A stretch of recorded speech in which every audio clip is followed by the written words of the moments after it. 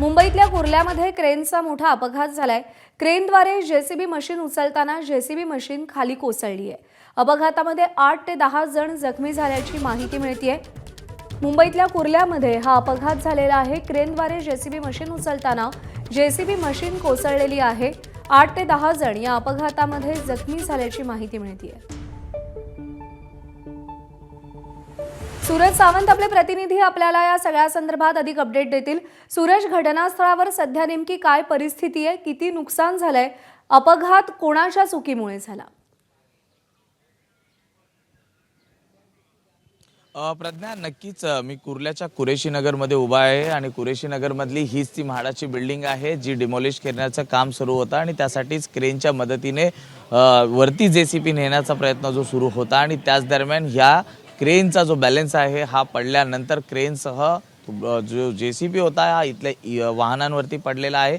जवळपास इथले वाहनं असतील, इथली घरं असतील, याच्यावरती ही क्रेन पडल्यामुळे मोठं नुकसान झालेलं आहे।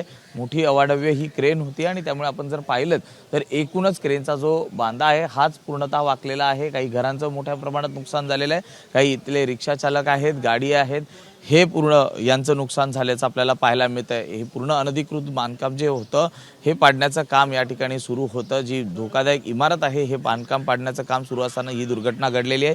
पोलिसांकडनं हा कुरेशी नगरचा जो रस्ता आहे हा पूर्णतः बंद करण्यात आलेला आहे आणि एकूणच ज्या ज्या ठिकाणी ही क्रेन पडलेली आहे त्या त्या ठिकाणचं हे कटिंगच्या मदतीने जे भाग आहेत हे काढून बाजूला करण्याचा प्रयत्न हा सुरू आहे। पूर्णतः हा जो रस्ता आहे हा बंद करण्यात आलेला आहे आणि एकूणच मदत कार्यात कुठलाही अडथळा निर्माण होऊ नये या अनुषंगानं मुंबई पोलिसांकडनं प्रयत्न सुरू आहेत। जवळपास 7 ते 8 जण या संपूर्ण अपघातात जखमी झाल्याचं कळत आहे आणि त्यांना जवळील शासकीय रुग्णालयात देखील दाखल करण्यात आलेलं आहे।